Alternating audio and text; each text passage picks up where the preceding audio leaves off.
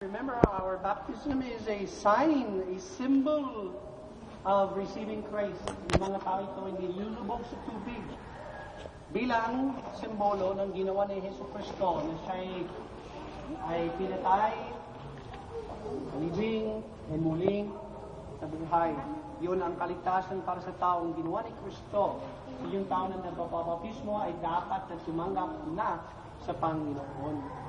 Nakatanggap na ba kayo sa Panginoon? Ikaw. So, ibig sabihin, sila ay sumusunod sa Panginoon. Pagkatapos na nakatanggap nila sa Panginoon, and yun ang proseso yan. Ang tubig hindi naman nakakapaglinis sa puso o makapagligtas sa tao. Simbolo lang yan ng panghuhugas. Sapagkat kung paano ang tubig ay maglilinis sa iyong kamay, sa iyong balat, ang Panginoon ay naglilinis sa iyong puso.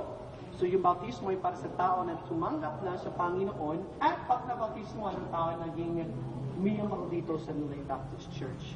So tayo po ay may tatlong bagong kapatiran na atin ay nakikita na sumusunod sa Panginoon itong hapon. So pag nabaptize ko kayo, kung gusto niyo, dito po kayo ng ganyan. Balik kayo niya.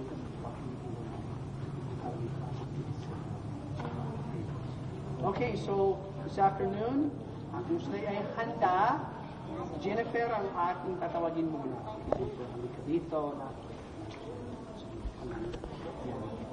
So, ang utos ng Panginoon na yung tao ay binabautismuhan sa pangalan ng Ama at ng Anak at ng Espiritu Santo. Sapagkat yun ang tunay Diyos. Yung Diyos na Trinity na binubuo ng Ama, Anak at Espiritu Santo. At so sila ay pinapahayag ng kanilang faith sa Diyos na tunay na nakayag sa kanyang salita. So Jennifer, handa ka na ba sumunod sa Panginoon? So dahil sa inyong pagtanggap sa Panginoon Jesus sa puso mo, sumusunod ka na sa Kanya sa buhay mo sa paraan ng bautismo sa tubig. At tulad na inutusan ng Panginoon sa atin, binabautismuhan ka sa pangalan ng Ama, at ng Anak, at ng Espiritu Santo.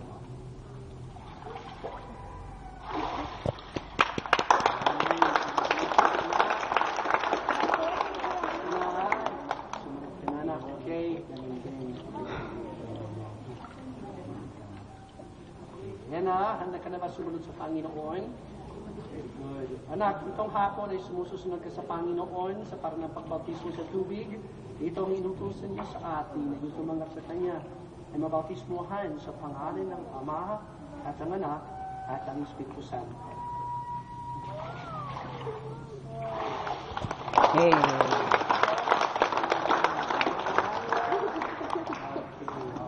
Brad, handa ka na ba? Okay, Brother Manuel, siya ay sumusunod din sa Panginoon sa itong hapon.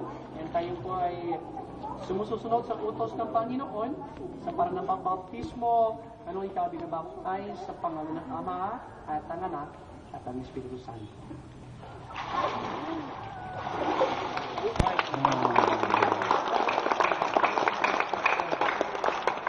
Okay, bago po tayo patuloy, reminder para sa kanila, para sa bawat isa sa inyo na tinatawag miyembro sa New Life Baptist Church.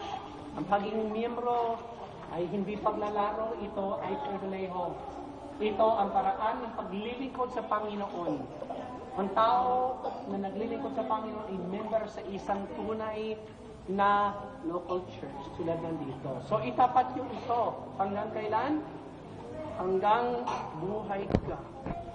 At pag ganyan, ikaw magkamtan ng katiyakan ng kaligtasan at magiging katanggap-tanggap ka sa Panginoon. Kayo din ang kapatiran, sumikap kayo na maging kahit mga kaluluwa. At malay mo, o kada linggo, may baptisms dyan. So this afternoon, we thank God, we thank our new kapatiran, and let us pray for them. Manalangin po tayo sa Biblia. Umupo po tayo, manalangin tayo. Diyos, maraming salamat po para sa itong panahon, itong hapon. Salamat po sa amin panahon dito. Nakita namin ng mga tao dito sumunod sa iyo. Pagpapalay niyo po ang buhay ni Brother Manuel, ni Sister Jennifer, Sister Hannah, maging matapat sila lubusin sa iyo sa buhay nila, Panginoon.